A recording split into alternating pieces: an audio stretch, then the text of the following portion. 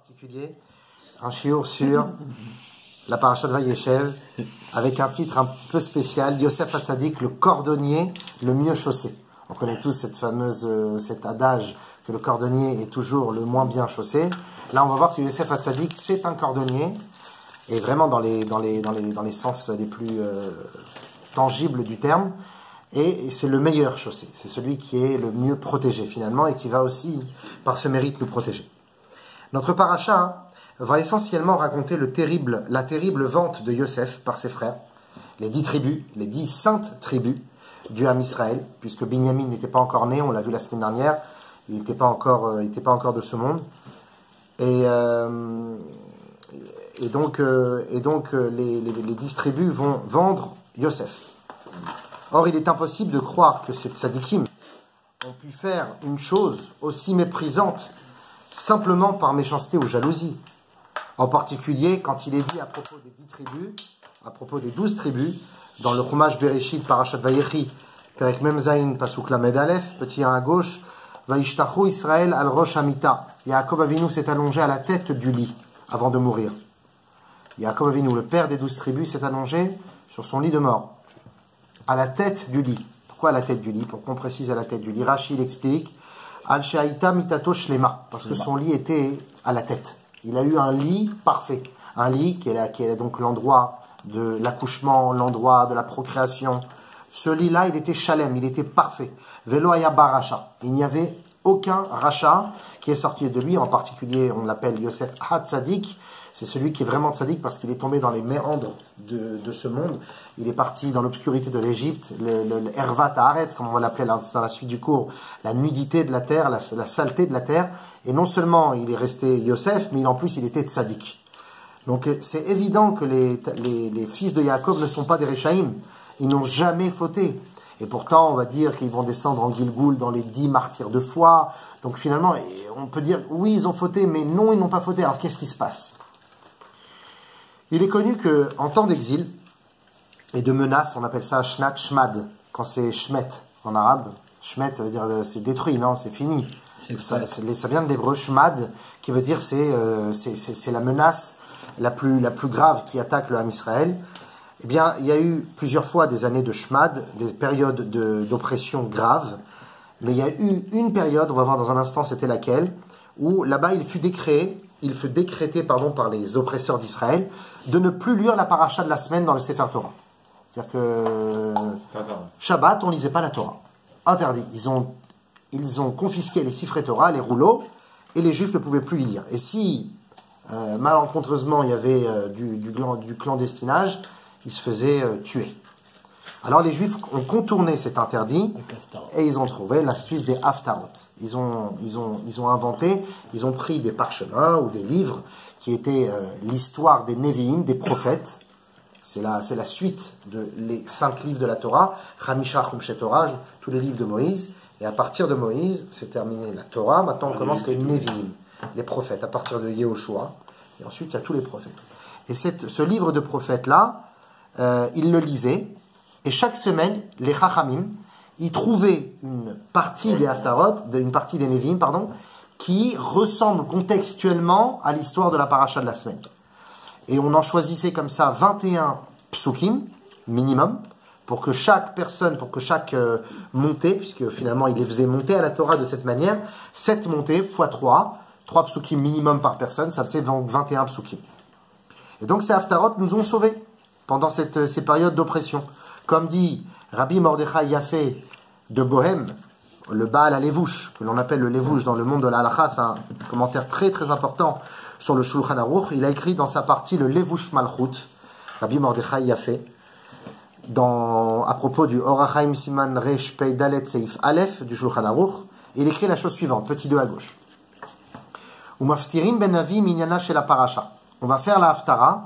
Haftara, ça veut dire on se sépare de la Torah, mais pour s'accrocher à autre chose, qui va être donc les parties des Nevi'im. L'after, exactement. Maftirim ben Navi, magnifique. Minyana chez la paracha, avec un sujet adapté à la paracha de la semaine. Ve'ataram chez Maftirim ben Navi, et pourquoi on va faire l'haftara dans un prophète, dans des parties du prophète. Parce que fut un temps de Shmad où l'oppresseur a interdit à Israël de lire la Torah, de lire dans le Sefer Torah. Vekaru benivim shiv'a keneged ashiva shayut tzrichim la'alot v'likrot batorah. Et on appelait à la montée 7 personnes comme les 7 personnes qui auraient dû monter à la Torah. Velo ayu korin al kol echad pachot mishlosha psukim. Et chacun d'eux qui montait ne lisait pas moins que 3 psukim. Ve'are ben kulam kafalef psukim. Et en tout, ça nous donnait 21 psukim. L'écart afalpi she'ashmad batel min hagam lo batel. Et de ce fait, bien que l'oppression peu de temps après a été annulée, le décret a été révolu, quand bien même on a gardé ce minhag, cette coutume de lire la Haftara pour se souvenir de cette période de Shmad. Mais en réalité, bien plus profondément, dans les Haftarot se cachent des secrets extraordinaires. C'est pas pour rien que les Chachamim ont découvert des sujets des Haftarot qui ont une corrélation directe avec la paracha de la semaine, parce qu'il y a des sodot, et sans parler bichlal du fait que c'est les Nevi'im, des prophéties. Sur ce propos, Rav Yom Tov Lipman Heller, qui a vécu en 1600, que l'on appelle plus connu sous le nom de Tosfot Yom Tov. Il s'appelait Rabbi Yom Tov Lipman Heller. Tosfot Yom Tov, lui aussi, il commente énormément le Shulchan Aruch. Il rajoute, il a été le grand rabbin de Cracovie, de Vienne, de Prague, donc c'est pas n'importe qui. Il rajoute donc le Tosfot Yom Tov, c'est un commentaire sur la Mishnah, et il rajoute à ce propos, ce qu'on vient de dire, Ta'ama de Haftarot Katuv Besefer Tishbi. Si tu veux savoir où est écrit la raison de pourquoi on lit les Haftarot, les Nevi'im, les prophètes, tu le trouveras dans le livre de Tishbi. Tishbi, c'est un livre qui a été écrit par Rabbi Eliyahu Bachur. Il a vécu en 1500. C'est un rabbin allemand. Et il écrit comme ça. Chez Antiochas Arasha, Melech Yavan, Gazar al Israël, chez Lo Ikreu Batorah Berabim. On est à la veille de Hanouka, quelques jours avant Hanouka. Et voilà un sod extraordinaire que vous pourrez sortir sympathique. C'est que Tosfot Yom Tov révèle que qui est celui qui a décrété de ne plus lire la Torah, et donc on a dû se servir des Haftarot, c'était Antiochus, le roi méchant gréco-syrien de l'histoire de Hanouka. C'est lui qui a décrété cela. Donc c'est vraiment Inyana des Yoma. Ma asu Israël, qu'ont-ils fait Israël? La krou parasha achat minivim chez Inyana doma le Inyan, ma shekatu parasha bechot shabbatai. Ils ont pris une partie des prophètes qui ressemblaient contextuellement au sujet de la paracha de la semaine. Ve'ata av shebutla gzera haminag aze eino butal. Et maintenant, bien que le décret est annulé, la coutume continue. Pourquoi je vous dis tout cela? Parce que tout ça c'est important de comprendre, parce que le shiur va se baser sur une révélation du prophète Amos, qui parle dans la paracha de cette semaine. C'est la Haftara qu'on va lire ce Shabbat. Amos, c'est lui qui va nous dévoiler le chidouche de la semaine et sur lequel on va se passer. Alors, qu'est-il écrit dans la Haftara de cette semaine? Petit 3 à gauche. Donc, dans le passage de Amos, Perek Bet, Pasuk Vav. Ko amar Hashem, al shlosha piché Israël, ve al arba lo hashivenu. Hashem, il dit, sur 3 avérotes, je pardonne à Israël, mais pas la 4e. La 4e est bien trop grave. Alors, on parle de quelle sorte d'avéra? Al-Mihram ba-Kesef tzadik ve-Evion ba-Avur na'alaim. Nous dit le prophète Amos, c'est quand on vend avec de l'argent un homme juste et pauvre pour s'acheter à la place des chaussures. Qu'est-ce que ça veut dire? On parle ici, nous dit Rashi sur place, Al-Mihram ba-Kesef tzadik, la vente par argent d'un tzadik. Qui est ce tzadik et qui va le vendre? Hadayanim ayumochim et mishaya zakai badin. Celui qui est appelé ici tzadik et pauvre, c'est celui qui pendant un procès est l'innocent. C'est l'innocent et c'est le pur. Et le dayan, le juge, va prendre un pot de vin, kesef shochad, il va prendre de l'argent malhonnête, shayum mekablin miyad baal dino, qu'ils recevaient, les juges recevaient cet argent de la part de la partie adverse. Et avec ce pot de vin, il faisait gagner le coupable et il culpabilisait l'innocent. Donc ça, cette avéra de malhonnêteté, de sinatrinam, de méchanceté, Akadosh Baruch Hu, il nous dit, voilà, il y a 3 avérotes que je peux vous pardonner. Les 3 avérotes connues, fatales d'Israël, qui sont Gilui Arayot, maillage interdit, Shfichut Damim, meurtre, et Avodah Zara, idolâtrie. Ces 3-là, Al Shlosha Piché Israël, je pardonne. Ve'al arba lo hashivenu. Mais si vous montez à la quatrième Avera, celle-là qui est la méchanceté, la malhonnêteté et la sinatrinam que l'on va découvrir au temps du deuxième temple, la haine gratuite, eh bien ça, c'est beaucoup plus grave. C'est pour ça qu'on est encore en exil. Après, qu'on veut me sortir avec la lune Mashiach, le Karov, avec cette avatrinam que l'on va pouvoir faire renverser la vapeur. Pourquoi je vous ai rapporté ce Amos-là? Pourquoi? Quel rapport avec la paracha de la semaine? Pourquoi on parle de celui qui vend le tzaddik et il va s'acheter avec ça une belle paire de pompes? Quel rapport? Alors, la réponse est donnée en fait, petit 4, est donnée avec ce qui est écrit dans le Midrash. Regardez petit 4 à gauche. Le chumash de la paracha de cette semaine, Vayeshev Perek Lamed Zayin Pasuk Kafret, nous dit Vayahavru Anashim Midyanim Socharim. Lorsque les frères de Yosef l'ont mis dans le puits, le temps de réfléchir ce qu'ils allaient faire avec lui, il était dans un puits avec des scorpions, des serpents, il n'y avait pas d'eau, on avait fait un cours sur ça il y a quelques temps, et Réhouven, l'aîné, qui était le chef, est parti aider son père pour faire une mitzvah. Vous vous rappelez, on l'a vu la semaine dernière, Réhouven c'est le mois de Tishri, parce que c'est le premier dans la Torah qui textuellement a fait tchouva. Donc Réhouven, parce qu'il a échangé les lits de ses parents, il est parti faire tchouva. Yosef était dans le puits, il attendait qu'il soit libéré. Shimon voulait tuer Yosef, parce que Yosef va se marier avec, plus tard avec Osnat, la fille de Dina. Or, Shimon aimait Dina. Il ne voulait surtout pas qu'il y ait une sorte de liaison avec Yosef. Bon, c'est tout un micmac, on ne va pas rentrer dedans, on en avait parlé il y a quelques années. Les tzadikim, ils veulent tuer Yosef. Ouais, c'est exactement le terme du cours. Pourquoi ils veulent le tuer? Finalement, Yehuda, il dit non, on ne va pas le tuer, on va le vendre. Parce que Yehuda, c'est Mashiach ben David, lui il dit à Mashiach ben Yosef, il dit Yosef, toi, tu te fais beau, tu te lisses les cils, tu te mets des crèmes et tout, pourquoi? Il dit parce que moi je vais travailler avec le monde. Je vais utiliser la matière pour évoluer vers Dieu. Yehuda, il dit, t'es sûr? C'est dangereux de faire ça. Il dit, bah ouais, c'est ça, Mashiach ben Yosef. Mashiach ben Yosef prépare le monde en s'adaptant à lui. Il ne déforme pas la nature. Alors il dit, ah bon, t'es vraiment capable de travailler avec le naturel, avec le monde? Eh ben, on va t'envoyer dans l'endroit le pire au monde, on va voir comment tu vas t'en sortir. C'est comme ça qu'il a envoyé, et c'est lui qui a décidé qu'il l'envoie en esclavage, pour voir comment Mashiach ben Yosef va-t-il s'en sortir face à l'obscurité de l'exil. Mashiach ben David, par contre, il est dit sur lui, Ani verochev al chamor. Il est pauvre et il chevauche un âne, ne lit pas l'âne, mais chomer, la matière. Il chevauche la matière, ça veut dire quoi? C'est-à-dire qu'il l'écrase. Lui, Mashiach ben David, ça va être en tout cas dans une des périodes messianiques, c'est qu'il va transformer le monde. Mashiach ben Yosef ne transforme rien, il adapte. Le Rabbi dit souvent que Mashiach ben Yosef peut être en même temps Mashiach ben David dans une même période. C'est pour ça qu'il parle de son beau-père comme ça. Mashiach ben Yosef s'appelait Yosef Yitzhak et il peut être aussi Mashiach ben David. Bon, le Rabbi a longuement parlé sur ça.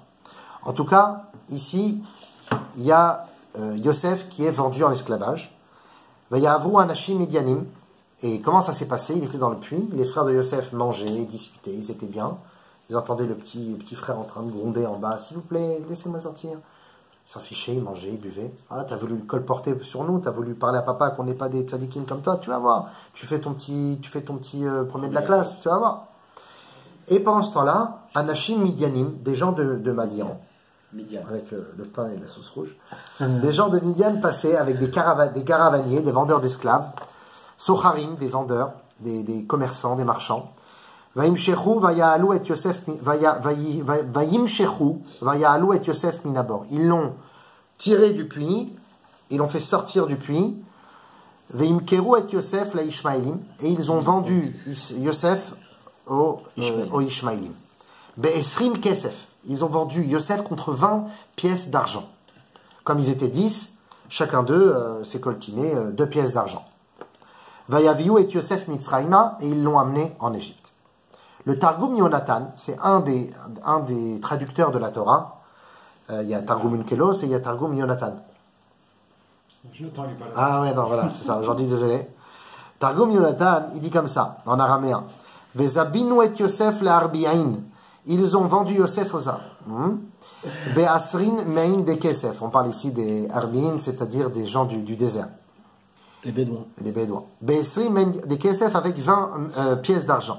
Vezabnu min on sadlin. Et ils ont acheté avec ces 20 pièces d'argent 20 10 paires de chaussures. Des sandales. Des sandales. Ils se sont tous achetés des chaussures.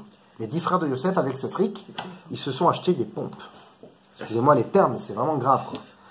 C'était la truc du début, là. La quatrième faute qu'on pardonne pas. Ouais, c'est ça. C'est pour ça que la Haftara nous parle de ça. Ouais. Quand est-ce que je pardonne pas, dit Hachem? C'est à quelle faute? À la 4e faute, celle où vous vendez le tzaddik et le... Regarde. Al shlosha piché Israël va l'arba lo hashivenu. Les 3 d'accord, mais la 4e non. Al micham ba kesef tzaddik, vous vendez le tzaddik ve'evion et le pauvre, ba'avour na'alaim, pour acheter des chaussures. Donc ils le vendent pour acheter des chaussures, ve'atiu yat Yosef le Mitzrayim, et ils ont envoyé Yosef en Égypte. Ça c'est le Targum Yonatan. Maintenant le Midrash Tanchuma, un vieux Midrash, dans notre paracha, Hot Bet, nous dit la chose suivante. Amdou, Machrou, Beisrim Kasef. Ils l'ont vendu pour 20 pièces d'argent. L'école Echad Mehem, Shnei Kesef, Liknot Menaalim, les Raglem. Chacun d'eux possédait maintenant 2 pièces d'argent pour s'acheter une paire de chaussures. Vechit Ale al Daatra, Shenar Yafe Kamoto, Nimkar Beisrim Kasef. Est-ce que tu peux penser la chose suivante? Qu'un jeune homme aussi beau et aussi frais que Yosef, il ne valait que 20 pièces d'argent. Et la Kevan chez Ushlach Labor, mais puisqu'il a été envoyé dans le puits et qu'il a passé là-bas la nuit, Mitor Pachad, Nechashim, Ve'akravim Shebo, avec la crainte d'être mordu par des scorpions ou des serpents, Nishtane Ziv Panav, la lueur de son visage a changé. Ou Barach Mimeno Damo, son sang s'est figé. Venaasu panav yerukot, et son visage s'est blémi. Les fikar machrou be'esrim kesef ba'avor na'alaim. Alors c'est pour ça ils ont dit qu'est-ce qu'on peut en faire? On peut pas le vendre à 30. Qu'est-ce qu'on peut acheter avec 30? On peut acheter pas mal de choses sympathiques. Avec 20 on peut rien faire de spécial. Bon on va le vendre avec 20, on n'a pas le choix. Mais on va faire quoi avec 20? L'autre il fait on achète des chaussures. Ça coûte rien des chaussures. Deux shkalim et c'est bon, on a des chaussures. Vous vous rendez compte la discussion qu'ils ont? La question maintenant, elle est d'autant plus forte. Même psychologiquement, c'est un moyen aussi de le rabaisser. Ah ouais, complètement. Comment c'est possible? C'est plus de la...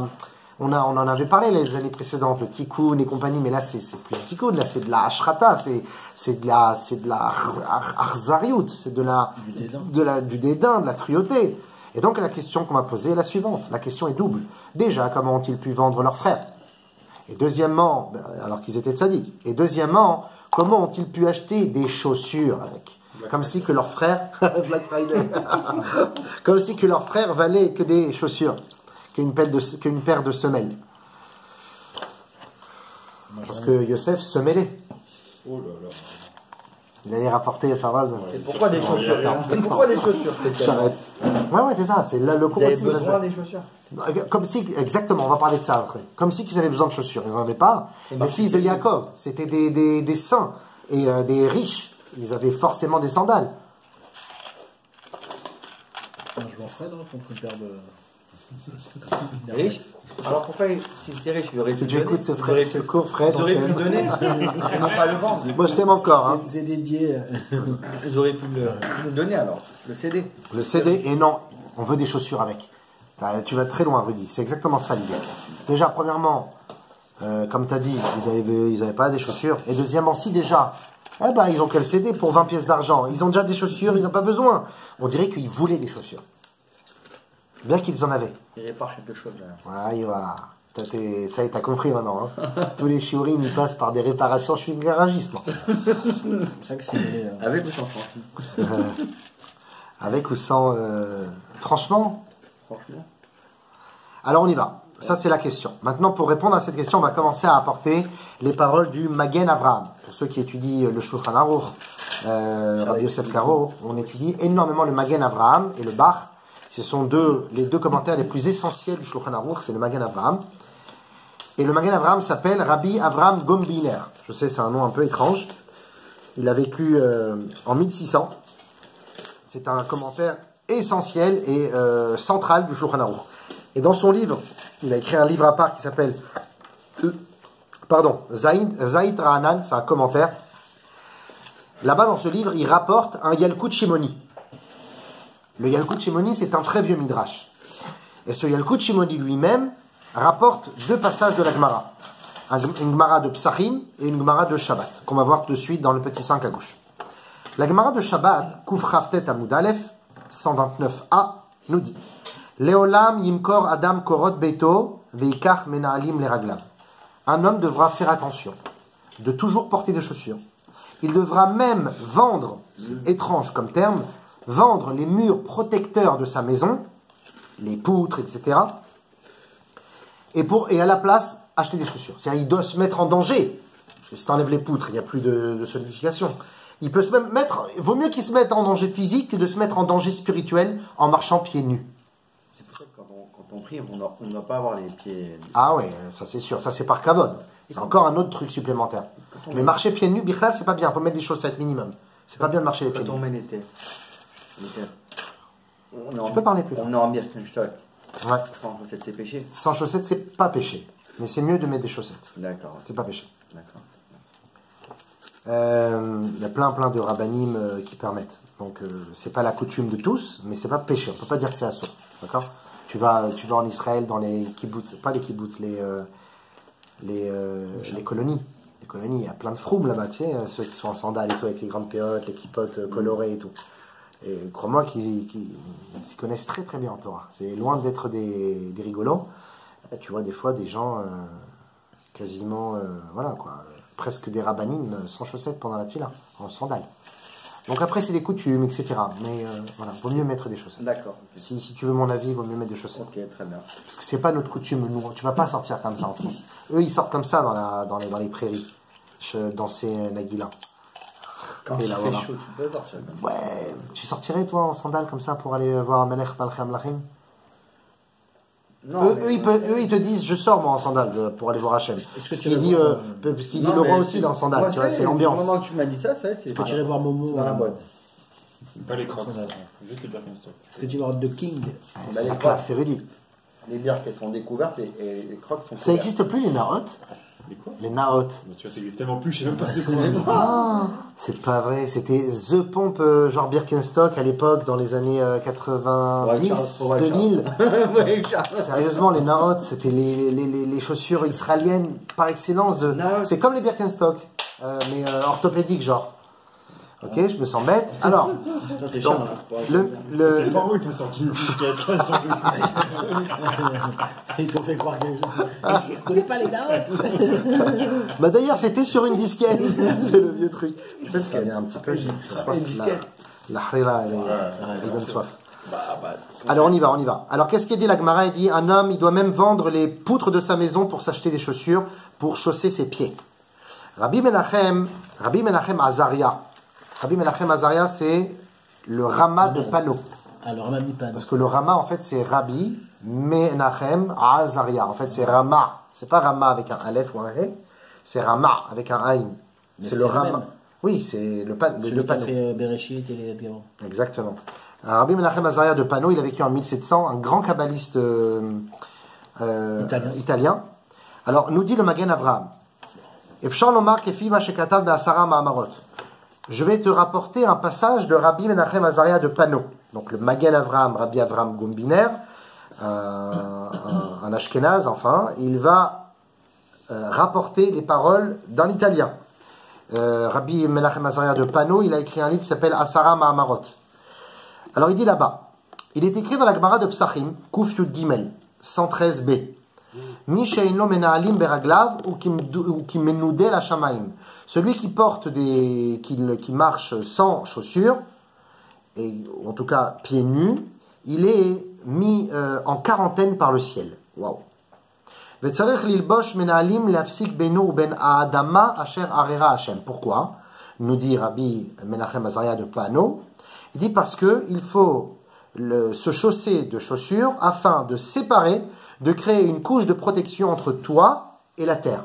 Comme la terre a été maudite depuis la faute de Adam Arishon, qui a roi Adama Ba'avurcha, la terre a été maudite à cause de ta faute d'avoir consommé le fruit, la terre est maudite, eh bien, pour se séparer de cette terre, entre guillemets, nocive, spirituellement, pour l'homme, mets des semelles ou mets quelque chose qui puisse séparer. Et il continue, il dit comme ça. De Yosef, ou Choufrei de Adam Arishon. Et Yosef Hatzadik est la réincarnation de Adam. Imken, ou Agorem, Shenit Kalkela Adama, Shetzarich Lilbosh Menaalim. Et voilà. Adam Arishon est la personne à cause de laquelle la terre a été maudite. Et comme Yosef est la réincarnation de Adam, les tribus, les frères se sont dit, on a ici devant nous un Adam numéro 2. Ils l'ont mis dans la terre. Et ils l'ont mis dans la terre, exactement. Et ils vont s'acheter avec ensuite des chaussures pour se rappeler qu'il faut se protéger de la terre maudite. Et Yosef est la réincarnation de Adam. Je sais, pour l'instant, c'est très occulte. Ouais. Pour l'instant, c'est qu'un début. On va dévoiler ça doucement, doucement avec d'autres tzadikim qui vont nous décortiquer ce passage. Petit G, pourtant, on dit que c'est non pas Yosef, le Gilgul, la réincarnation de Adam, mais bien Yaakov. On l'a déjà vu plusieurs fois dans nos cours. Yaakov, c'est le reflet de Adam Arishon. Alors, la réponse est donnée par le Siftei Chachamim, Rabbi Shabtai Bas, on l'a vu la semaine dernière, qui a vécu en 1600. Regardez petit 6 de l'autre côté. Shaninu Begmara Baba Metzia Pedalet Amudalef. Le Siftei Chachamim nous rapporte une Gemara dans Baba Metzia 84a qui dit Choufré de Yaakov Avinu men Choufré d'Adam Arishon. Yaakov Avinu est la réincarnation car étant le reflet de Adam. Et dans notre paracha, la Medzaïn Gimel, il y a marqué de Israël, donc Yaakov, qui s'appelle Israël, Ahav et Yosef Mikol Banav. Il aimait Yosef de tous ses enfants, Yosef il le préférait. Ki ben zkunim hulo, car c'est l'enfant de sa vieillesse. Donc il a une certaine émotion quand il est avec lui. Rachid explique, ça veut dire quoi? Parce que c'était un enfant de sa vieillesse. Il dit, Sheaya ziv ikunin shelo domelo. Parce que zekunin, qui veut dire vieux, vient aussi du mot ziv ikunin.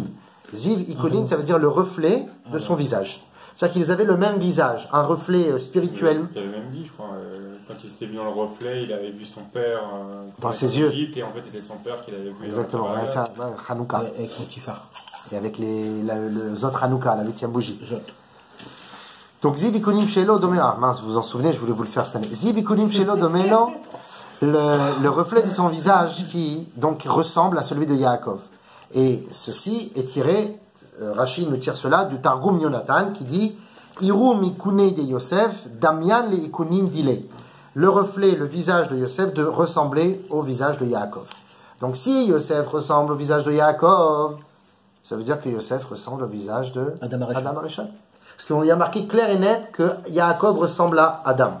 Il n'y a pas marqué clair et net que Yosef ressemble à Adam. Mais comme Yaakov ressemble à Adam, donc Yosef ressemble à Yaakov ressemble à Adam, ben Yosef ressemble à Adam, c'est tout. Donc Yosef, lui aussi, c'est une seconde réincarnation de Yaakov Avinu. Et comme Adam Arishon, à cause de sa faute, on a dû porter des chaussures pour se séparer de la terre, et que là, on a en face de nous la réincarnation de Adam. Vous allez me dire, oui, mais Yaakov aussi, c'était la réincarnation d'Adam, mais personne l'a jeté dans un puits. Oui, c'est pour ça qu'on a affaire à qui? Des tzadikim. Des tzadikim qui voient en Yosef un danger. Une personne qui n'a pas peur de mettre ses pieds sur terre. Une personne qui n'a pas peur de dire, je vais me coiffer, je vais être joli, je vais être beau. T'as pas peur d'affronter la matérialité. C'est pour ça qu'ils vont le jeter en Égypte. T'as pas peur d'affronter? On va voir comment tu vas t'en sortir là-bas avec la femme de Potiphar. Il a réussi à tenir même à ça. Waouh, tzaddik. C'est pour ça que Yosef a tzaddik. Mais à la base, ils n'étaient pas conscients de tout ça. Ils savaient qu'il avait un potentiel énorme hors du commun, Yosef. Mais jusqu'à où? Donc, ils le vendent pour le renvoyer d'ici.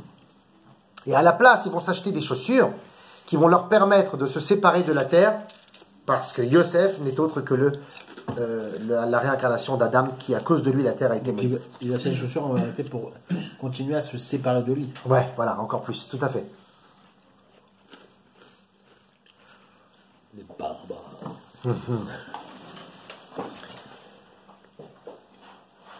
Petit H. De ce fait, étant donné que Yosef est le Gilgul de Adam, et donc que par sa faute la terre fut maudite, ils ont renvoyé de Eretz Israël. Eretz Israël, c'est quoi? C'est la Gdusha. Et d'où a été renvoyé Adam? Du Gan Eden. Il a été renvoyé du Gan Eden vers la terre terrestre. De la même manière, les frères de Yosef vont renvoyer Yosef de la terre d'Israël, qui est un peu comme le Gan Eden, le jardin, le paradis. Ils vont l'envoyer en Égypte, qui va être le symbole de la matérialité de ce monde. Donc de la même manière que Adam a été chassé du Gan Eden, Yosef est chassé d'Eretz Il Israël. était né au Gan Eden, Adam. Adam, il est né au Gan Eden. Oui. Et à cause de quoi? Quelle est la faute de Yosef? Le Lachon Hara.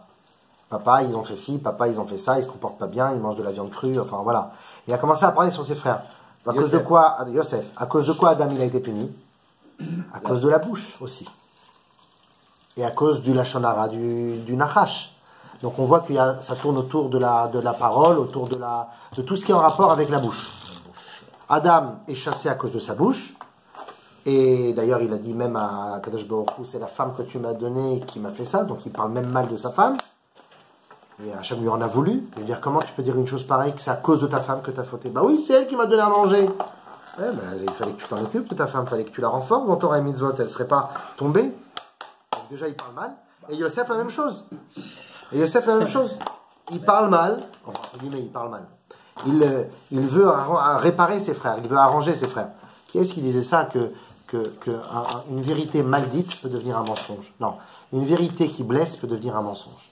Si tu penses dire la vérité, mais que ceci n'est pas avec l'objectif de faire du bien à l'autre, c'est comme un père qui frappe son fils juste parce qu'il est énervé. Il y a marqué comme ça dans la Gemara, celui qui déteste son fils retient son bâton.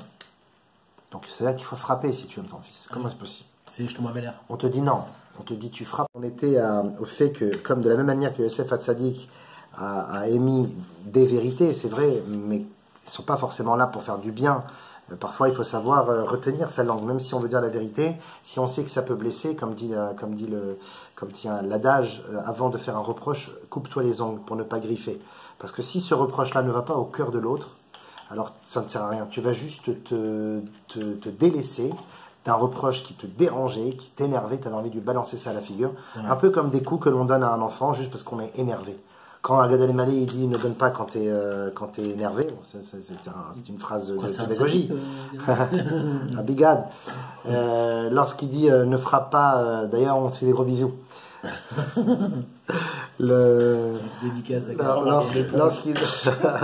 Lorsqu'il dit ne frappe pas pendant que t'es énervé, mais après, c'est vraiment pas une blague. Pourquoi? Parce que après, finalement, peut-être que tu vas plus frapper. Tu vas utiliser des mots, peut-être.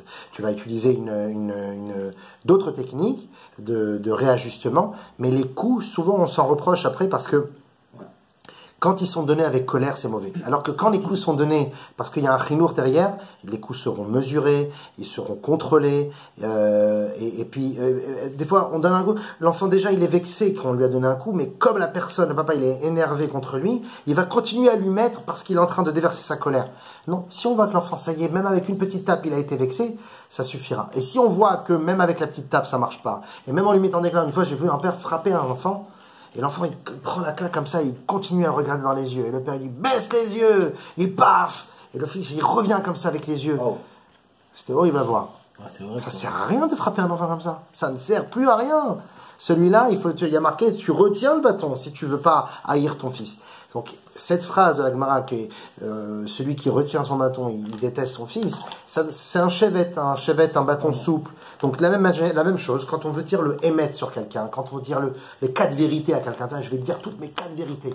Mais on peut perdre une amitié, on peut perdre un couple, on peut faire beaucoup de mal en disant, entre guillemets, le émet. Bah, Yosef, il a fait une erreur. Bah, on va pas utiliser le terme erreur pour l'instant, mais c'est vrai que la langue, c'est dangereux. De la même manière que Adam Arishon a flotté par la langue. Après, parce que là, on ne me dit pas, mais est-ce que lui, il a fait ce travail auprès de ses frères de leur dire, vous devriez faire ceci, faire cela, avec patience? C'est pas ce qui est écrit. Non, c'est pas ce qui est écrit. Il est parti voir le père en faisant Voilà. Il est parti pour essayer de les réparer, mais peut-être pas avec la pédagogie nécessaire. Il était jeune encore. Donc il a été d'affront. Et la Torah, justement, t'explique qu'il faut faire les choses avec beaucoup de pédagogie et de diplomatie. Donc voilà la faute de la bouche par rapport à la faute de la bouche. Et Yosef Hatzadik est la réincarnation d'Adam. Alors ils ont chassé Yosef d'Israël comme Adam qui a été chassé du Gan Eden. Et à la place, ils se sont achetés des chaussures afin d'être séparés de la terre maudite par sa faute, par la faute de Yosef. Comme Yosef, il a maudit la terre de la même manière que Adam Arishon a maudit la terre par sa langue, Yosef Hatzadik maudit la terre par son Lachon Hara. Donc on va s'acheter des chaussures, on va le vendre lui qui s'en aille d'ici. On le chasse comme Adam. Et à la place, on va s'acheter des chaussures pour se protéger d'une terre maintenant qui est maudite à cause de lui. Ridouche de fou, non? Qui est-ce qui donne ce ridouche? le Shla Kadosh. Mais le Hari Kadosh, il va encore plus loin. Le Harizal, Rabbi Yitzhak Luria Ashkenazi, le grand des kabbalistes, il va encore plus loin dans son livre L'Ikouté Torah, dans Parashat Vayeshev. Regardez petit 7 de l'autre côté.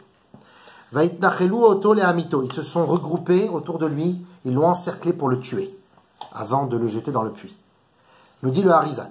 Da, sache, ki chashvo achei Yosef, chez Ushiraim mea klipa.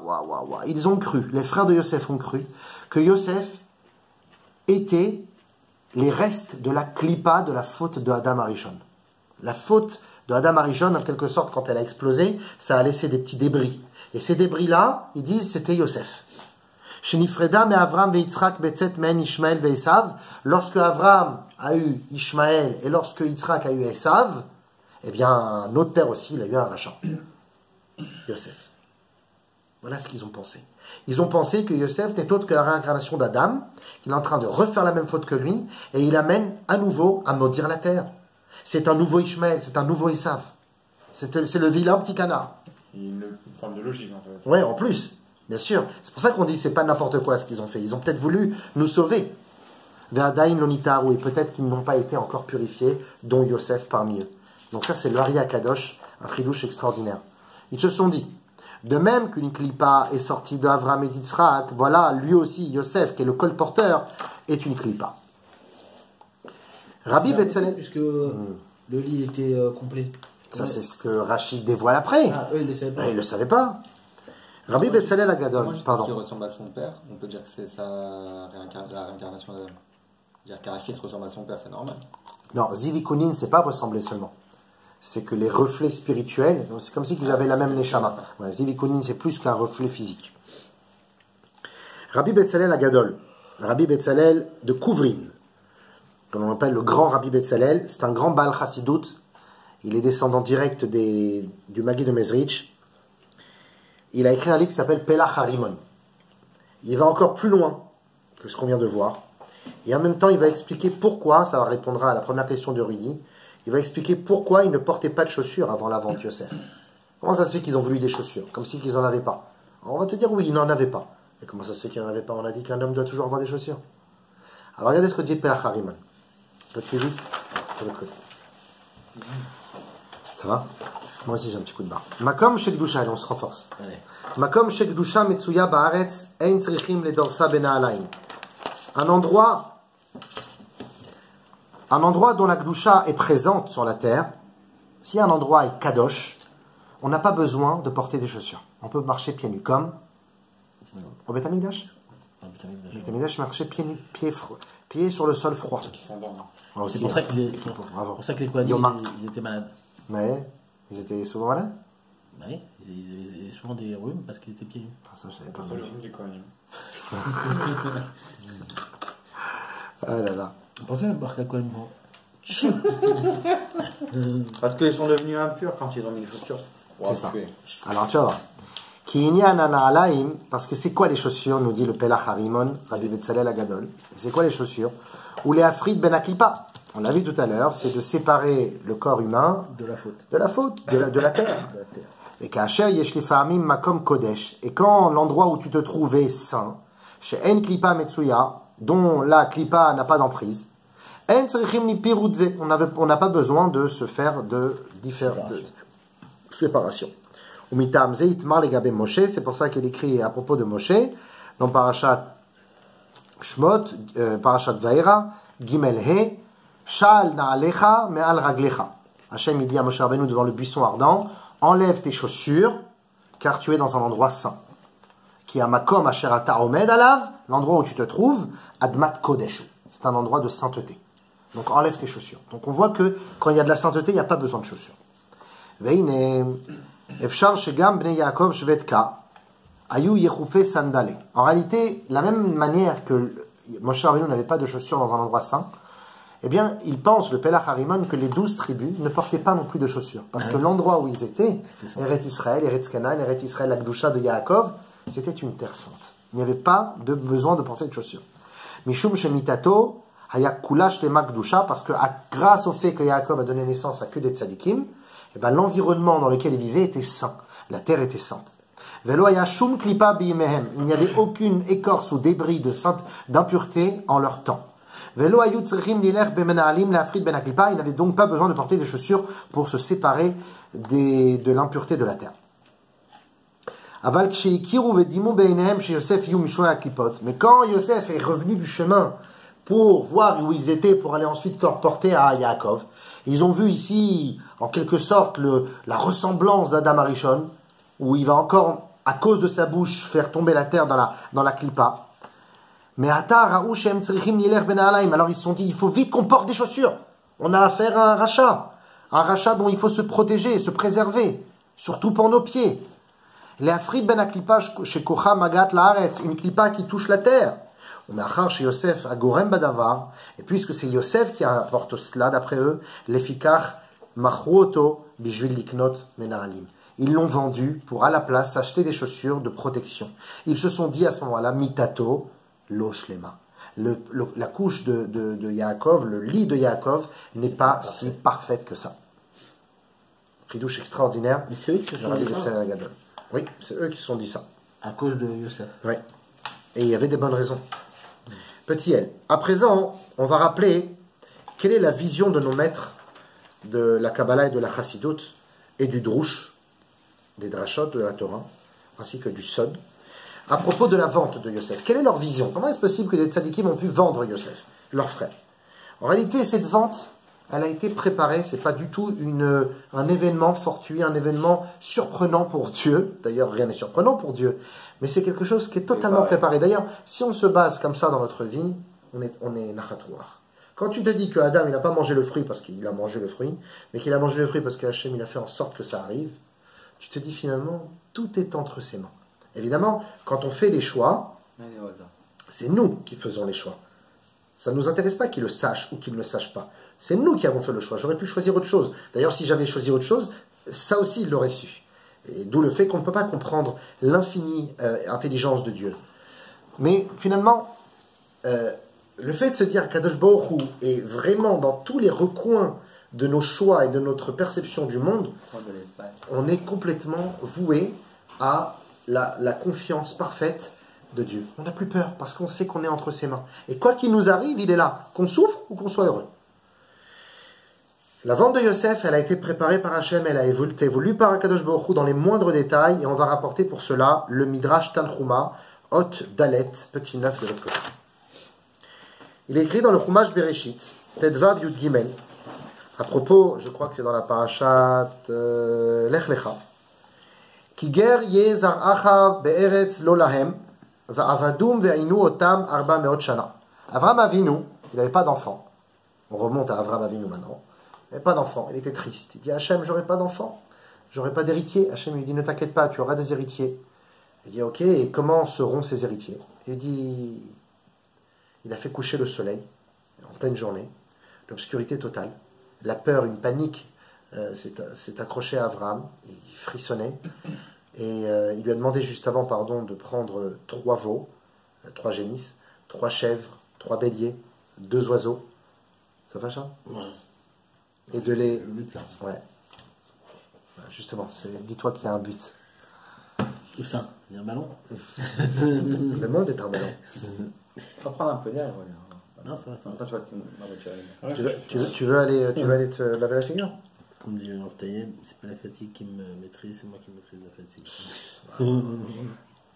Ah ouais, c'est bien plus grave que je pensais. Donc là, on a oublié, on est enregistré, les gars. S'il te plaît, pas de promotion. Mais à coup de pas. Promotion de cours. J'ai envoyé ça. Coupé. Je veux pas d'histoire, Non mais, on a dit, Arrête, on fait pas de promotion. Ouais, c'est vrai. Tu vois, tu peux avoir un sac d'île. Pas cité. Si, t'es obligé de me balancer, c'est incroyable. Pas se retenir. Voilà. De la manière qu'il y a enfant, on l'a. Tu peux couper, là. Non, tu peux pas couper, c'est fini. Donc, regarde.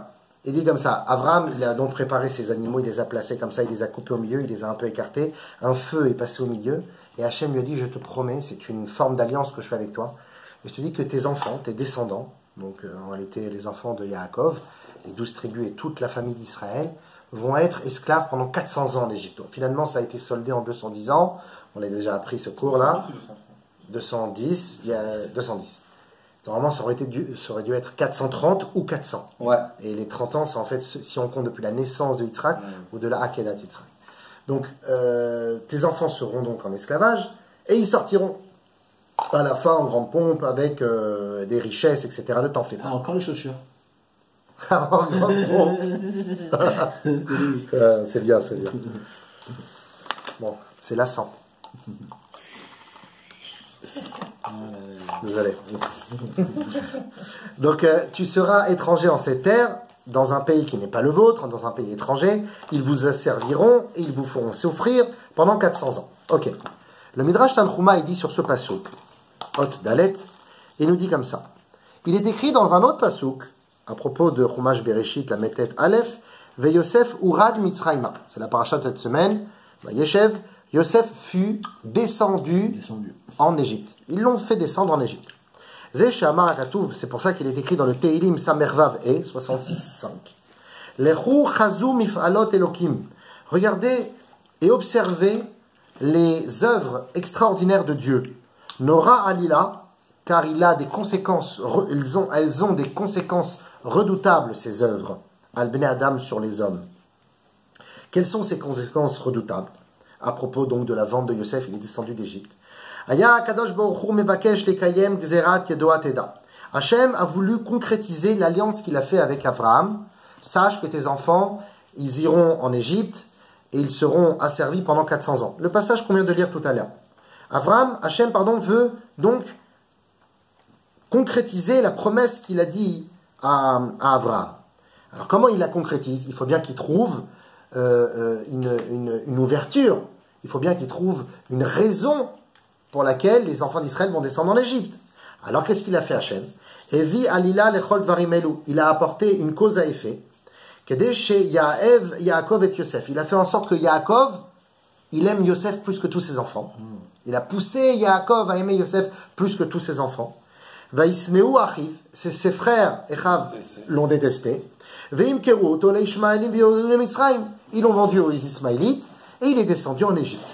Et après, Vaishma Yaakov chez Yosef Chai de Mitzrayim. Yaakov entendit que son fils Yosef était vice-roi d'Égypte.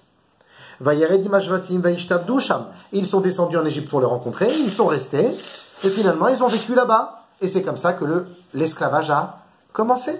Donc finalement, on voit que Hachem, il a voulu que l'esclavage commence. Et comment il a voulu que l'esclavage commence? En passant d'abord en premier par l'amour de Yaakov sur Yosef, et que Yosef devienne ce petit premier de la classe, et qu'il le déteste, et qu'à la fin il le vende. C'est pour ça qu'il y a marqué dans le Teilim, regardez les œuvres de Dieu, les conséquences sont graves sur les hommes.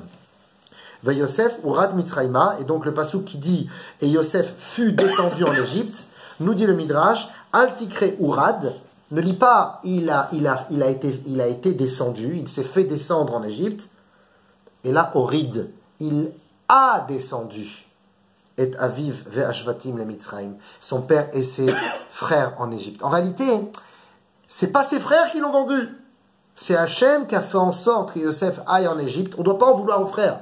Les frères ne sont que la hache dans la main du bûcheron. Comment t'as dit? Les vaisseaux.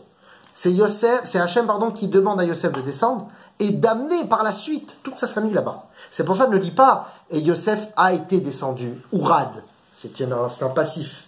Mais lit plutôt Horid, c'est un actif. Il a fait descendre. C'est Yosef qui a fait descendre ses frères et sa famille. Comment? Aïfil. Aïfil? Un ifil. Un ifil. Ifil, c'est ifil le temps là en hébreu. D'accord, ifil, d'accord. Ifil. Je dis le temps il file, j'ai pas compris, je sais pas ce que tu voulais dire. Il est quelle heure, le temps il file avec les petits yeux et tout. Ah c'est bien, quand tu mets la lunette c'est que ça reprend. Alors il y a marqué dans la Medzaïn, dans le passouk la Medzaïn Yudalet, il y a marqué aussi également, donc en fait pourquoi je vous ai apporté ça? Parce que ce Midrash est en train de nous dire que la promesse qu'Hachem a fait avec Abraham qu'on sera en Égypte est passée finalement par le vaisseau de Yosef. C'est Yosef qui a fait descendre tout le monde en Égypte. Donc tout ça c'est préparé. C'est pas une vente, les méchants frères de Yosef qui l'ont vendu. Eux, ils sont même pas conscients finalement qui sont les vaisseaux de la vente de Yosef pour que Yosef les amène en Égypte plus tard. Un autre passage nous dit Vaishalcheu meremek Hebron. Yaakov Avinu, quand il a dit à son fils Yosef, va voir tes frères où ils sont, et c'est là où ils vont l'attraper et le mettre dans le puits, quand il leur a demandé d'aller voir, d'aller les espionner. Il y a marqué Yaakov l'a envoyé depuis les profondeurs de Hebron. Mais Ahimelech depuis la vallée de Hebron. Pourquoi il y a marqué ça? On savait très bien qu'il habite à Hebron. La réponse est donnée par le Rashi. Mais Aïtsa Amuka, en réalité, Ahimelech vient du mot profond. C'est un conseil profond chez l'Oto Tzadik, qui vient de Yaakov, qui vient de Avraham, pardon, à Kavour Bechevron. Le Tzadik est enterré à Hebron, qui c'est? Le premier Tzadik est enterré à Avraham. Donc Avraham Avinu, c'est lui qui donne le conseil, et il dit, je te envoie Yosef colporter sur ses frères, et envoie-le pour qu'à la fin, ça amène à qu'il se retrouve en Égypte. Parce que Avraham, il sait que Yosef devra aller en Égypte et que toute sa famille devra y aller. Mais il faut juste utiliser un personnage déclencheur. On va utiliser Yosef. C'est pour ça qu'il dit Yaakov, viens mon fils, va colporter va chercher où sont tes frères et pars depuis les profondeurs de Hebron. C'est quoi les profondeurs de Hebron? Pars depuis la tombe de ton grand-père Avraham. Pars depuis son impulsion. C'est lui qui te donne l'impulsion pour aller colporter, pour à la fin te faire haïr et pour à la fin te retrouver en Égypte. C'est pour ça qu'il dit, c'est pour ça que Rashi dit, les kayem ma sheneemar les Avram bivrid ben abetarim ki ger yezaracha, afin de concrétiser et d'exécuter ce qui est écrit déjà depuis longtemps pour Avraham Avinu, vous serez en Égypte. Donc c'est l'alliance entre les morceaux, vous irez en Égypte. Donc Ahimelech Hebron, elle vient de la profondeur de Hebron, c'est-à-dire qu'il vient de la profondeur des terres, qui vient de Avraham, c'est-à-dire la terre où Avraham est enterré, il vient de là-bas, le conseil que Yaakov... En fait, Yaakov, c'est quand même étrange. Il sait que les frères, ils ont un petit quelque chose contre Yosef. Ils sont tous partis faire la bringue. Puis ils sont partis boire, ils sont partis manger, ils sont partis s'éclater, au lieu de surveiller les bétails. Tu sais, Yaakov, il sent, c'est un papa. Tu sens que ça va pas. T'envoies pas le petit dernier qui est déjà haï. Ça fait déjà plusieurs fois qu'il raconte ses rêves et je suis ci et je suis ça. Déjà, ils ont une ramma contre lui. N'envoie pas ton petit, il va se faire lyncher. Il l'envoie, pourquoi? Mais Ahimelech Hebron. Moi aussi, je l'aime pas. Il envoie de la vallée de Hebron. C'est-à-dire, il envoie depuis le conseil d'Abraham, de la profondeur de Hebron. Vous avez compris ça? Parce que je me répète, je ne suis pas sûr qu'on me suit en fait. Vaimtsaeu Ish. Il y a la fille de Passou qui a marqué que quand Yosef a marché dans le chemin, il était sur le chemin pour aller espionner ses frères et il a rencontré un homme. Il a vu un homme, il a trouvé un homme, Veine Toe Basade, qui se baladait dans les champs. Vayomer Aïch, l'homme lui dit, Nas'u Mise, tes frères, ils ont voyagé de là. Kishamati Omrim Nelcha Dotaina. Ils ont dit, nous irons à Dotan. Donc il lui a dit où étaient ses frères. L'homme a rapporté à Yosef où étaient ses frères pour qu'il aille les espionner. Rachi sur place, il rapporte un Midrash qui dit que cet homme-là n'était pas un homme normal. C'était le Malach Gabriel.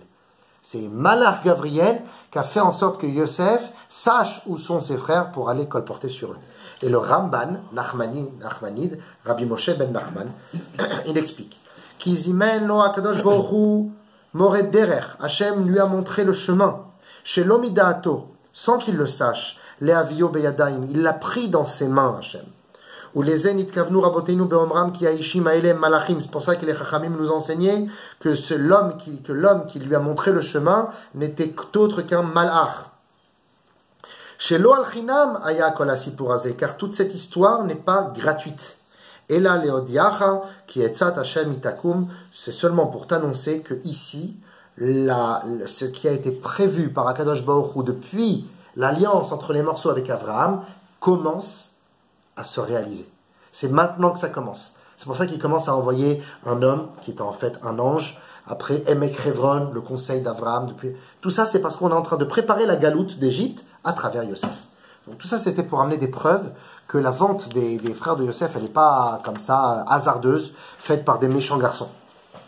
Maintenant qu'on a vu ça, ouais. Maintenant qu'on a vu ça, on va pouvoir apporter le midrash dans Vaikra Rabba Lamed Bet He.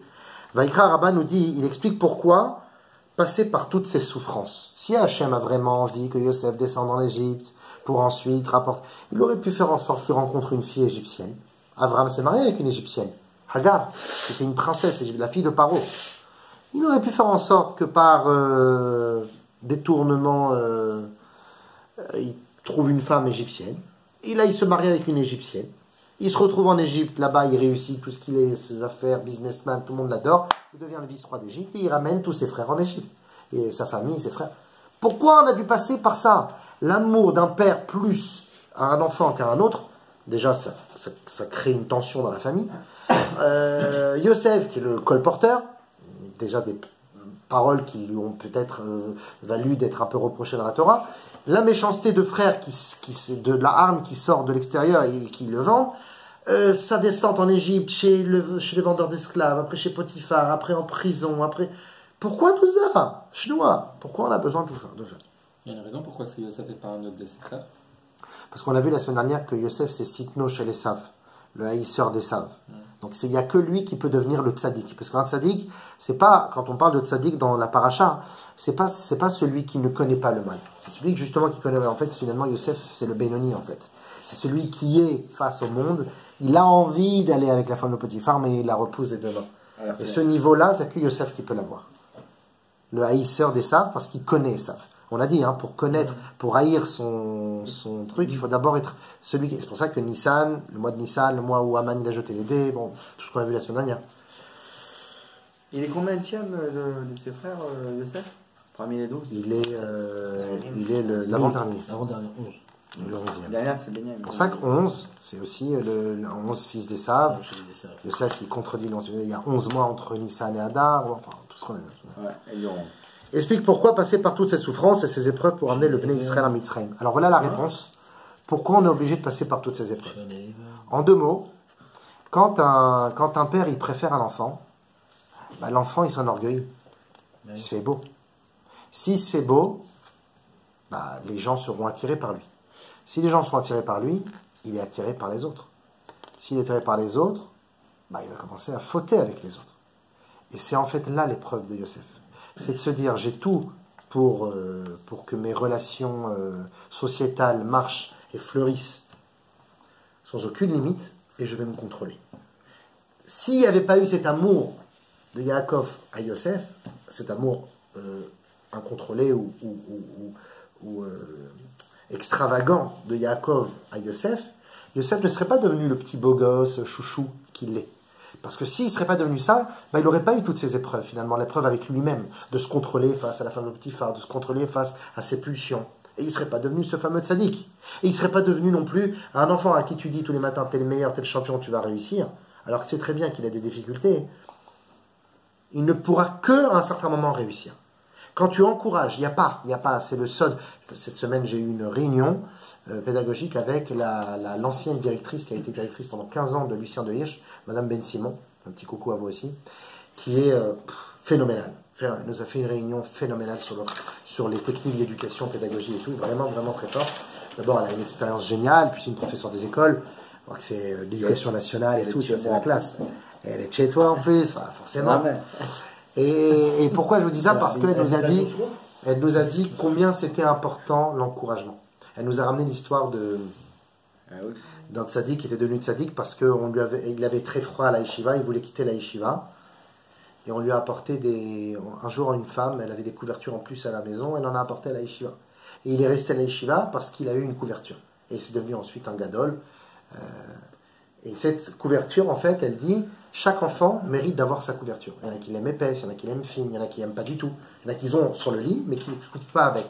Tu dois apporter la couverture à l'enfant, c'est-à-dire que tu dois lui donner toutes les capacités d'encouragement et de boostage. Tu dois le booster. Tu dois jamais lui dire, c'est pas bien, il n'y a jamais c'est pas bien. C'est super. Et là, peut-être que tu peux rajouter un peu plus. Même quand c'est nul, tu dois trouver quelque chose de positif à dire. Parce que ça ne sert à rien, toi tu crois, ça c'est l'ancienne école, tu crois qu'en disant que c'est nul, bah, il va se rattraper, parce que si tu dis tout le temps c'est bien, il va se reposer sur les lauriers, c'est faux, c'est une ancienne technique. La nouvelle technique, c'est de se dire c'est super, et là je vais t'aider à mieux faire dans ce domaine-là. Comme Yaakov, il boostait Yosef, Yosef est devenu le Ish Matzliach, l'homme de réussite fulgurante qu'on connaît, vice-roi d'Égypte à 17 ans, enfin un peu plus, il avait 28 ans quand il est devenu vice-roi d'Égypte. Comment est-ce possible? Le vice-président des États-Unis, il est devenu. Alors plutôt la Russie à l'époque, je sais pas. Bon, en tout cas, c'est une grosse puissance, l'Égypte. Tout ça parce que son père Yaakov l'a boosté.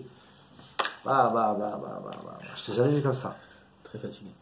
Conforama. Non, Castorama. Non, je suis fatigué. Eh ben, c'est un grand mérite que tu as. Razak. Plus on est fatigué, Et plus on tient... Continue à me booster. Donc, pourquoi on a dit ça? Parce que on a posé la question... On a Et dit, le cas contraire aussi. pourquoi Hein. Ouais. Quelqu'un intelligent, tu lui dis con, il va finir par être con. Il faut donner le sens. Vas-y, essaye. Non, ça marche pas. Il y a lui, si tu veux t'arranger. Alors, pourquoi? Parce qu'on a posé la question, on a dit, pourquoi passer par tant de souffrances? Pourquoi par toutes ces causes à effet là? Envoie-le en Égypte, directement Hachem. T'as assez de techniques pour l'envoyer directement en Égypte. Non, il fallait que Yaakov aime Yosef pour le booster, pour qu'il devienne le Il chouchou. fallait qu'il ait les armes pour pouvoir résister à l'Égypte. Exactement, S'il n'avait pas eu les armes, finalement, eh ben, il se serait assimilé. tout à fait. Et ces armes-là, c'est son père par l'amour qu'il lui a donné en plus. C'est par la haine de ses frères d'avoir forgé une carapace. Il y a eu 10 contre moi et j'ai tenu bon.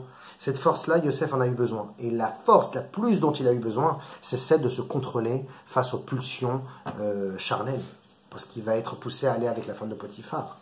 Il va peut-être aller, même à un moment, ils se sont dit ensemble, dit le Midrash, elle a dit, je vais empoisonner mon mari et tu vas devenir le nouveau chef des cuisines.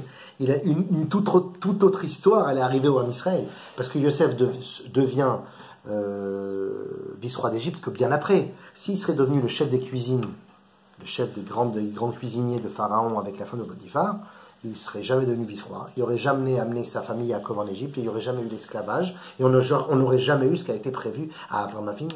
Donc Yosef, il va devoir dire non à la femme de Potiphar. La réincarnation de Adam, il a su résister à la femme qu'Adam, il n'a pas réussi à faire. Oh, magnifique, magnifique. Donc en fait, il est en train de faire... le Gilgoul de Adam. Exactement, Razak, magnifique.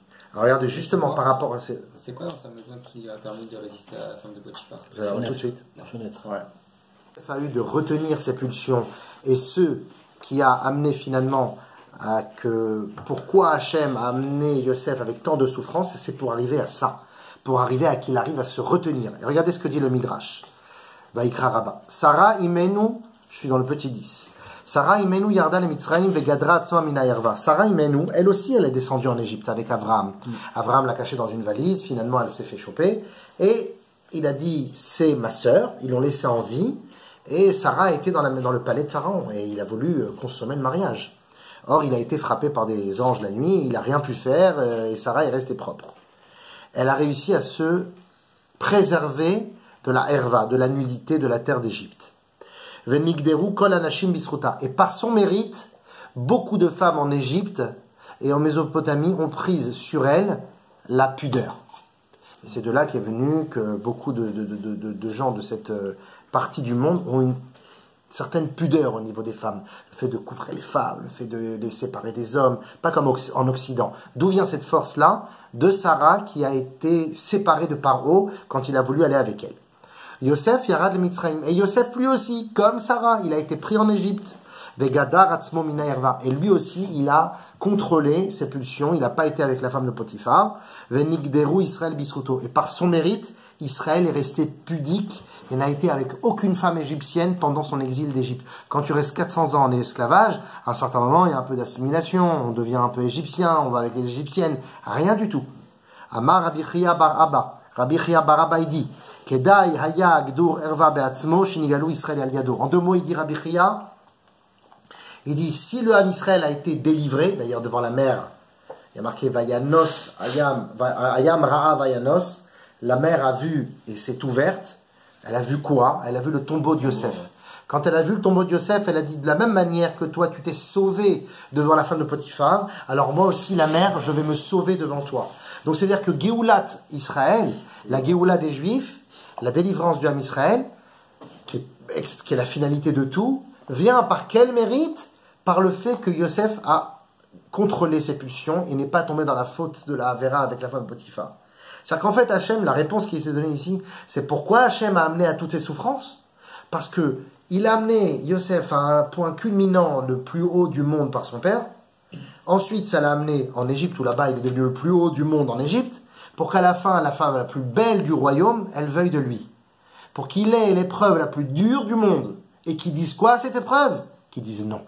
Et quand il dit non, il donne la possibilité à son peuple plus tard d'être libéré. Parce que grâce à quoi ils ont été libérés? Qu'ils n'ont pas eu d'assimilation. Ils ont gardé leur langue, ils ont gardé leurs habits, ils ont gardé leur nom. Il n'y a pas eu d'assimilation avec les femmes égyptiennes. Et par ce fait, D'où vient cette force de ne pas avoir été soutien? Grâce à Yosef Hatzadik. Voilà pourquoi tant de souffrance. Tant de souffrance pour créer tant de concepts pour le peuple juif. Sans vente, sans la vente, pas d'esclavage. S'il n'y a pas eu la vente de Yosef, il n'y a pas d'esclavage. S'il n'y a pas d'esclavage, il n'y a pas d'épreuve. Et s'il n'y a pas d'épreuve, il n'y a pas la femme de Potiphar. Et s'il n'y a pas la femme de Potiphar, il n'y a pas la Géoula d'Israël. Donc c'est pour ça qu'on a besoin de tout. L'effet papillon. L'effet papillon. Je dirais c'est l'effet de l'albatros, mais c'est pas grave. J'ai une question, je pense à ça il y a une seconde. On voit qu'il a quand même un rôle important, essentiel, Yosef, finalement, dans la Torah. Pourquoi on ne l'a pas mis, par exemple, au même statut que les Havot? Parce qu'il n'est pas, il n'est même pas dans, il est hors configuration. La configuration d'Avraham, Yitzhak et Yaakov, c'est Chesed, Gvura, Tiferet, c'est une avoda, une différente façon de servir à Kadosh Baruch Hu. Yosef, il est même plus dans le service configuré. Il est dans un dépassement de soi. Il est dans une transformation, pas dans une transformation, dans l'achèvement total de sa personnalité pour la Avodat Hashem. Ce niveau de Yosef Hatzadik, c'est pour ça que c'est Mashiach ben Yosef, c'est pas Mashiach ben Avraham, ben Yitzhak, ben Yaakov. On peut pas arriver à ça. On peut arriver seulement grâce à Yosef. Parce que Yosef a ce comportement adapté à la nature et au monde, sans le courber, en travaillant avec lui, en devenant le vice-président. Tu deviens le vice-président de ta vie, le vice-président de ton entourage, et tu élèves la matière, tu ne transformes pas. Petit N, allez, on va essayer de faire ça rapidement. Chaque action de nos patriarches est une expression de la volonté d'Hachem. C'est Rabbi Ovadia Ben Yaakov, que l'on appelle le Sforno, qui a vécu en 1500 en Italie, qui nous dit ceci. Il nous dit, en rapportant le livre de Bamidbar, Kafret, Hanissim ye'asu akelit barach al yedei avadav. Hanissim ye'asu akelit barach al yedei avadav. Les miracles que Dieu fait, il les fait par l'intermédiaire de ses serviteurs. Imagdamat ezot noa mesuderet meito. Et il fait, Hachem, il demande à ses serviteurs de faire une introduction en faisant une petite action. Et cette petite action va engendrer le miracle ensuite. Comme par exemple, le miracle de la fiole d'huile, ou de la guerre contre les Yévanim, c'est parce que le Ham Israël a décidé de se révolter. S'il n'y avait pas eu la révolte, il n'y aurait pas eu de miracle. S'il n'y a pas une action un peu de ma part, Hachem ne peut pas intervenir.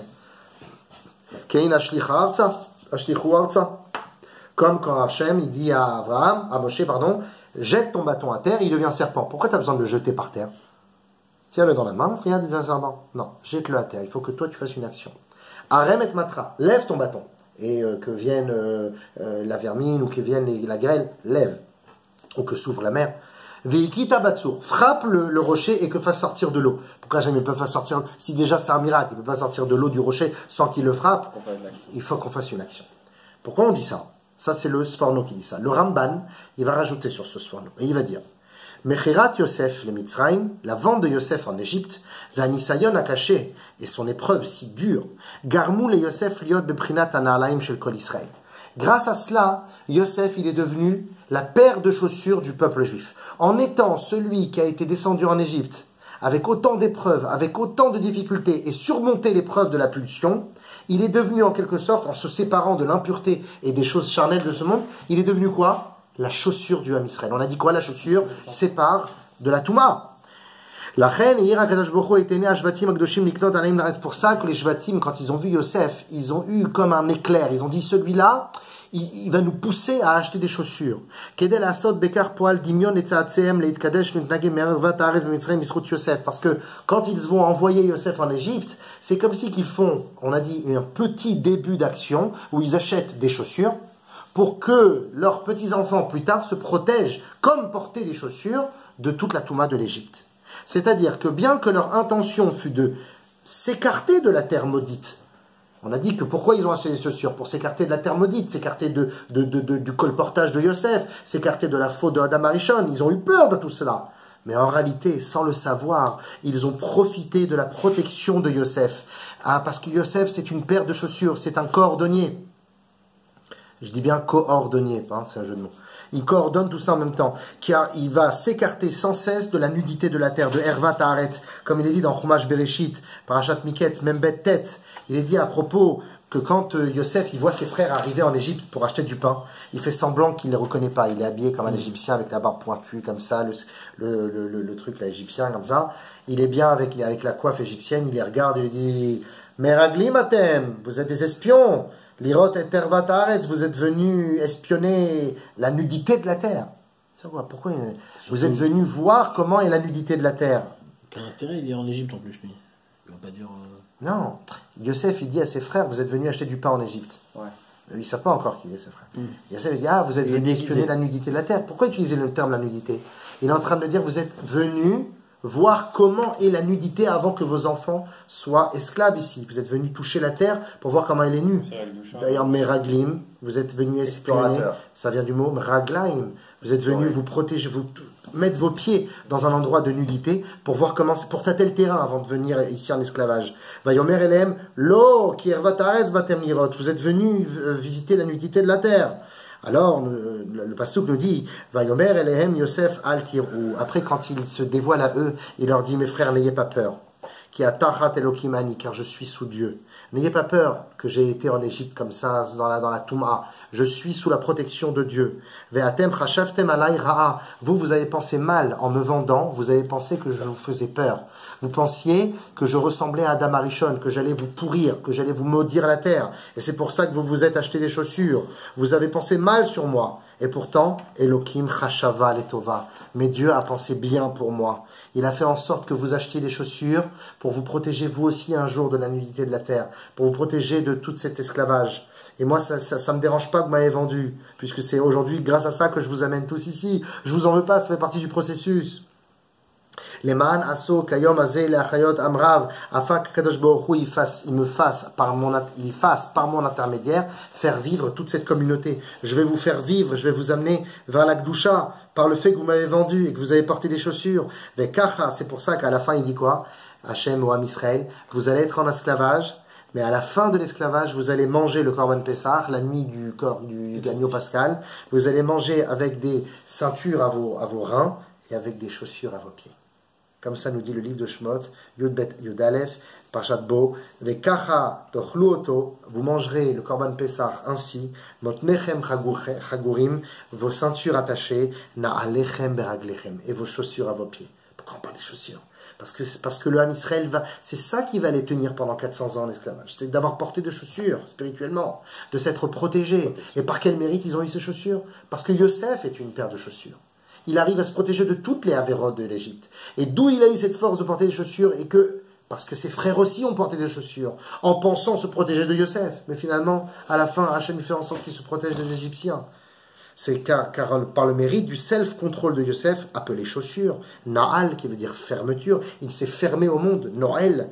Nous méritâmes la Géoula de sortir avec des chaussures. Et pour terminer, on va rapporter le Hari Akadosh, le Harizal, qui nous dit dans le Shara Gilgulim, Agdama Lamed Aleph, il nous dit que Yosef Hatzadik est le Gilgul d'un autre personnage, dont Ben nous avait parlé il y a quelque temps. Je vais rapporter la Gemara de Matatron.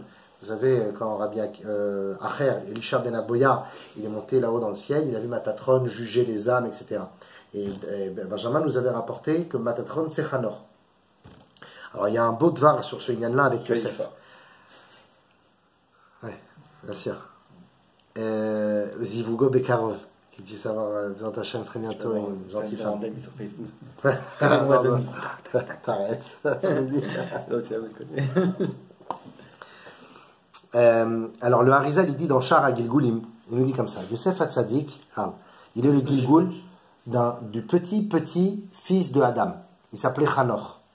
Hanor, qui veut dire éduqué en hébreu, c'était un homme parmi tous ses pères et tous ses contemporains, c'était le seul tzaddik. C'était tous ils fautaient tous. Hanor, lui, c'était un homme bien. Il y a eu Mathusalem. Au petit-fils, déjà, il y avait une quantité de... Il fautait beaucoup fauté. Beaucoup. Il y avait eu Caïn, Avel, Chet, tout cela, c'était pas des tzadikim. Ils étaient 5%. Enoch. Ah oui, non, c'est sûr qu'ils n'étaient pas énormément, mais ça allait vite quand même. En plus, ils enfantaient par nombre indéfini, les dames à l'époque.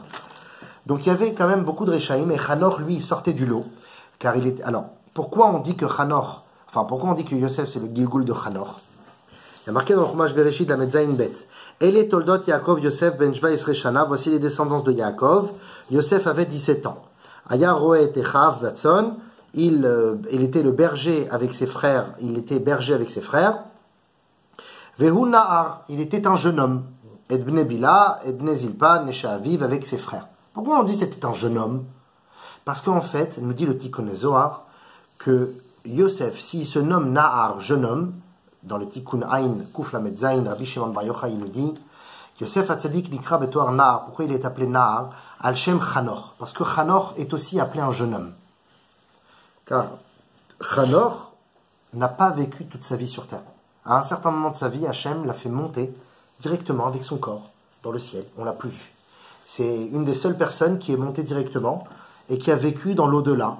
Et il s'est transformé en ange. Il est devenu Matatron. Chanor est devenu un ange. Et pourquoi on l'appelle Nahar, jeune homme? Parce qu'il a vécu une vie jeune sur terre. Yosef Hatzadik est appelé aussi Nahar. Ok, d'accord, c'est un peu tiré par le cheveu. Comme Yosef est appelé jeune homme, alors il est la réincarnation de Chanor qui est appelé jeune homme parce qu'il a quitté le monde plus tôt que les autres. En plus, ouais, tout à fait. Bon, bien qu'on peut dire que sa Neshama, elle n'est plus puisqu'il devient un ange. Bon. Mais ça, c'est des calculs de là-haut, moi j'y connais rien. J'ai essayé de rentrer une fois, ils n'ont pas voulu. Ah bon? Si tu veux, je te fais rentrer. Voilà. Je fais une physio.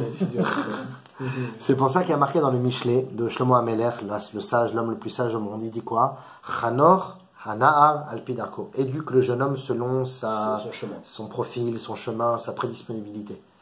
Et Chanor, Hanahar, il dit le Zohar, il dit Chanor, en fait c'est le nom Chanor. C'est pas seulement éduque. Et Nahar, le jeune homme, c'est pas seulement le jeune homme, mais que Chanor était un Nahar, était un jeune homme. Il joue sur les mots comme ça. Zohar, hein, c'est pas du tout des contemporains qui nous écrivent ça. Hein, c'est Rabbi Shimon Bar Yochai, il y a 2000 ans. Il nous dit comment Chanor, en réalité, était un jeune homme, et cette jeunesse-là, il l'a fournie à Yosef. Quel rapport? Regardez. Pourquoi précisément ici, le pasouk parlant de Yosef révèle qui est Chanor? Alors pour ceci, on va rapporter un Yalkut Reuveni, un Midrash, Bereshit, Ot, Tafshin, Samer, Vav, j'arrive pas à lire, Vav ou Chet. Le Yalkut Reuveni, c'est Rabbi Avram Sofer de Prague, un grand Mekoubal, qui a vécu en 1700.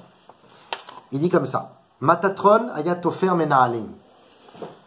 Chanor, avant qu'il meure, enfin avant qu'il monte là-haut, c'était un cordonnier. Il cousait des chaussures. Ve'al kol tfira mechaven, et chaque coup de couture, il disait Baruch Shem Kevod Malchuto Leolam Vaid. Il bénissait Hachem. Chaque fois qu'il faisait un trou dans la chaussure avec l'épingle, avec l'aiguille, il bénissait Hachem. Et le Rama Mipano, le Rama de Pano, il explique que son travail fut de quitter ce monde avant le déluge. Hachem n'a pas voulu que Chanor voie le déluge. Car avant le déluge, qu'est-ce qu'il faisait Chanor? Il cousait des chaussures pour essayer de réparer et de séparer les hommes de la terre maudite. Car son arrière-grand-père avait maudit la terre par sa Avera, Adam Arishon. Donc comme il savait que la terre était maudite, qu'est-ce qu'il avait fait pour protéger les hommes de la terre maudite? Il leur faisait confectionner des chaussures. Hachem, il a vu ça, il a dit, Tzadik, monte là-haut, tu deviens Matatron. Qui est celui qui va coudre des chaussures aussi? Ça va être Yosef. Bien qu'il il va pas coudre, mais en réalité c'est le premier qui va protéger son peuple en disant à ses frères, achetez des chaussures à ma place, parce que c'est comme ça que je veux qu'on vive. Je veux qu'on vive protégé de la Avodah Zara. On comprendra enfin le début de Amos et la fin de Amos selon le Harizal. Dans Sha'ar HaPsukim, le Harizal il va nous expliquer ce passage qu'on a lu tout à l'heure de Amos. Si vous voulez revoir le passage, petit 3 de l'autre côté. Ko Amar Hashem, al shlosha piché Israël, ve'al arba lo eshivenu. Hashem il dit, 3 fautes, je les ramène sur terre.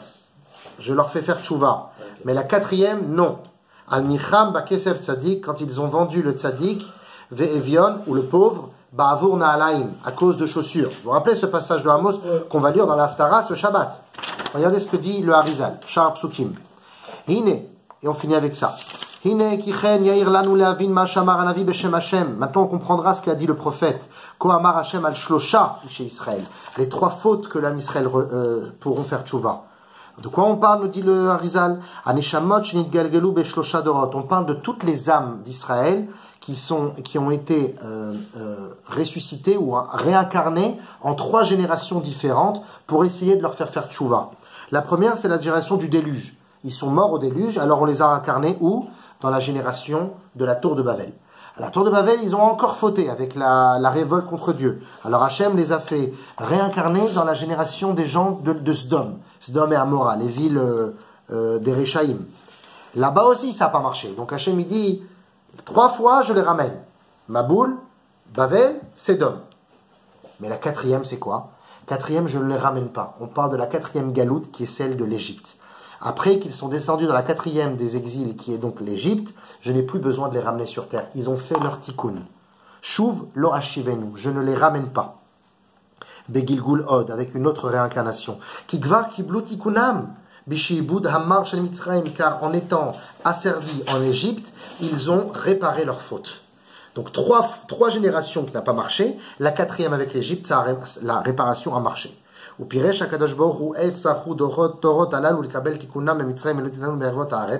donc, le prophète, il continue dans sa prophétie et il dit comment on a réussi d'avoir le mérite, comment on a pu gagner cette force que, au moment de la 4e réincarnation, donc en Égypte, on a pu gagner notre réparation, alors que les 3 précédentes, ça marchait pas. Al-Micham Tzadik Ve'evion Ba'avor Na'alaim. Voilà la réponse. C'est parce qu'on a vendu le tzaddik pour des chaussures. On l'a vendu, on lui a dit allez, va en Égypte, prépare-nous le terrain, et nous pendant ce temps-là, on met des pompes pour se protéger de la terre maudite. Kelomar, Allo Kar Sivev Akadosh Baruch Hu She'ashvatim Akdoshim Imkeru et Yosef le Mitzrayim. Il a fait en sorte que les 10 tribus vendent Yosef en Égypte, Ba'avor Na'alaim, pour des chaussures, afin d'acheter des chaussures protectrices, des lassages automatiques.